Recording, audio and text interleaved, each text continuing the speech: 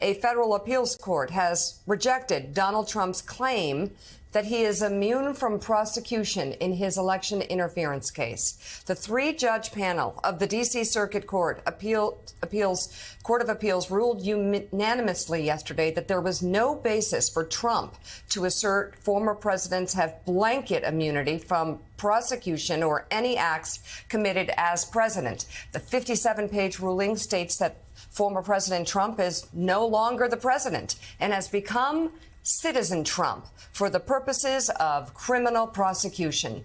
Trump had argued in part that, quote, criminal liability for former presidents risks chilling presidential action while in office and opening the floodgates to meritless and harassing prosecution.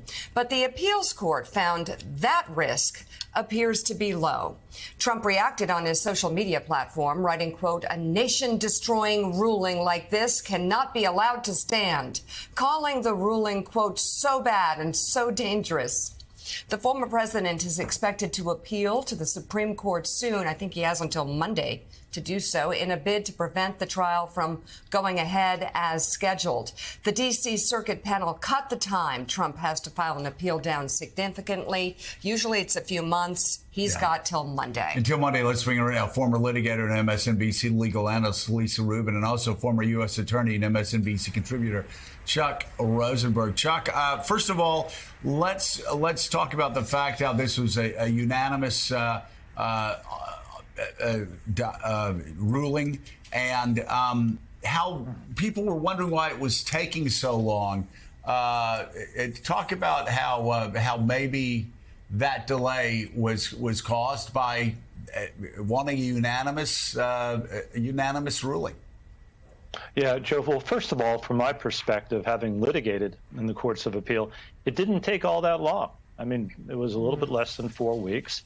I know that's slow in journalism world. I get that.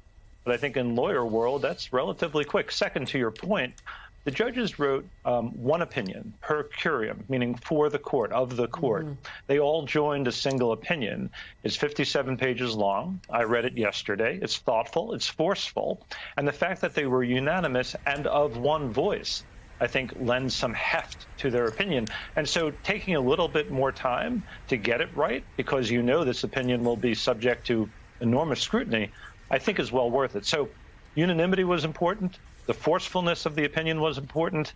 The fact that it took a little bit longer than folks might have liked, in my view, doesn't matter all that much. Yeah, so for cert to be granted, you have to have 4 justices. Is that correct, Chuck? Yes. Yeah, that's right. 4 judges. And I would guess, and Lisa, Chuck, tell me if I'm wrong, I would guess that the institutionalist in John Roberts is thinking, we want to stay out of politics. We want as little to do with this as possible. We're already handling the Colorado case. I'm curious if you all think that Roberts wants to find the 6 members of the court who will deny cert. So maybe he's talking to Brett Kavanaugh, Amy Coney Barrett, trying to get that 6th vote to keep this away and just affirm the lower court ruling. What do you guys think? I defer to Lisa. Well, one of the things, Joe, that I think is important to point out for our viewers is, yes, it takes 4 votes to grant cert here, but it takes 5 votes to grant a stay. And in reality, the stay is the name of the game, because that order that accompanied yesterday's decision essentially says Donald Trump has until Monday to file a motion for stay pending the court's review of his cert petition. If he can't get those 5 votes, even if he has 4 votes to review it, that also means that without a stay, the Court of Appeals issues its mandate. That's a fancy way of saying it kicks the case back to Judge Chutkan. So Trump could simultaneously get Supreme Court review, but also have pretrial proceedings and allow Judge Chutkan to move forward. That would make the court review, in some respects, meaningless if she's empowered to forge ahead. Well, I was going to ask you about that, Lisa. It was just a couple of days ago that Judge Chutkan vacated the March 4th trial date and said, we're waiting on this immunity decision, so now we'll have to reschedule everything. Given that this decision came down a day later, how soon do you think she can get this case back on the docket? Judge Chutkan wrote a decision, Willie, at one point where she said it was important to her to grant the parties about 7 months to prepare for trial. It seems to me that she is committed to giving Trump that same 7-month period, not including the periods of time during which the case has been stayed. So if, for example, the Supreme Court were to deny the stay application from Trump and or deny cert relatively quickly, she would then probably take that up on that day and add 8 or 9 weeks. However long we've been delayed, you can think of her adding that back onto the trial calendar. She might shorten it a little bit to ensure that she's at trial. But this is also a judge who earlier this week contemplated she could be on trial in August at a January 6th related proceeding for another of the 1,300 plus defendants who have already been charged for that day. Judge Chutkan said, well, I'm planning to be out of the country in August. However, there's a possibility I could be on trial, referring to this case. So I think it's within her contemplation that sometime in the July, August, perhaps even September range, she could be trying this case. But, Chuck, obviously that's getting so close to the election.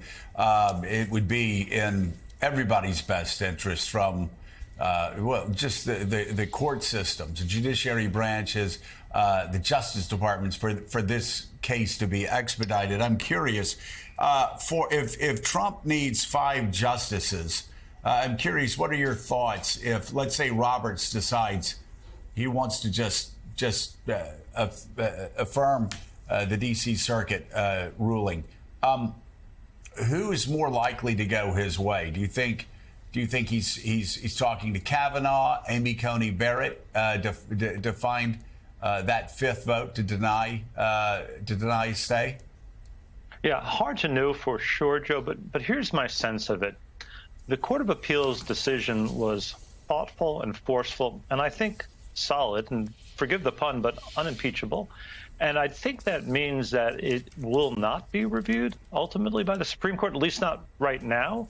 I don't really see a path there. Look, the only party who benefits from delay, the only party, is Mr. Trump. And so whether he gets 5 justices for a stay, as Lisa pointed out, or 4 to grant a petition of certiorari for the Supreme Court to hear the case, that's Mr. Trump's path. And I think whether you're a textualist or an originalist, or just a thoughtful, smart justice of the Supreme Court, you read the D.C. opinion, it denies absolute immunity. It counters the notion that double jeopardy was implicated in this case. And the best thing to do, the smartest thing to do, the lawful thing to do is to send this back to Judge Chutkan and let her try it. I hope it's before the election. I still think it will be. I think that's very much on the table and in the cards. But I think that's the path forward, Joe. So Donald Trump, of course, railed against this decision, saying that we're on the verge of losing our country. Lisa, and we know from the beginning that this was the one case that stood a chance of coming to trial and potentially even having a verdict before the election. Built for speed was how the phrasing was. Is there anything now that Jack Smith can do? With that in mind, he's trying to build this for speed. Does he have any recourse here, any options to try to speed this along as these other things are happening? Well, usually it's the party who's seeking review who asks for that speed. However, you'll remember that before this went to the D.C. Circuit, Jack Smith moved for something called cert before judgment. He asked the Supreme Court essentially to leapfrog that D.C. Circuit and review it itself. He was not the losing party before Judge Chutkan, but he said inevitably this case is going to be reviewed. And so I'm going to ask you, Supreme Court, given that this guy doesn't like the decision, why don't you take it now and take it fast? And they denied his application within 11 days of his making it. However, I do think Jack Smith, when Trump files that motion on or before Monday, is going to say, if Trump doesn't, do it fast. Do it as fast as you possibly can. Make it possible for this case to be tried in the public's interest because, as you know, Jack Smith and even Merrick Garland have said the public has an interest in this case moving to trial speedily. So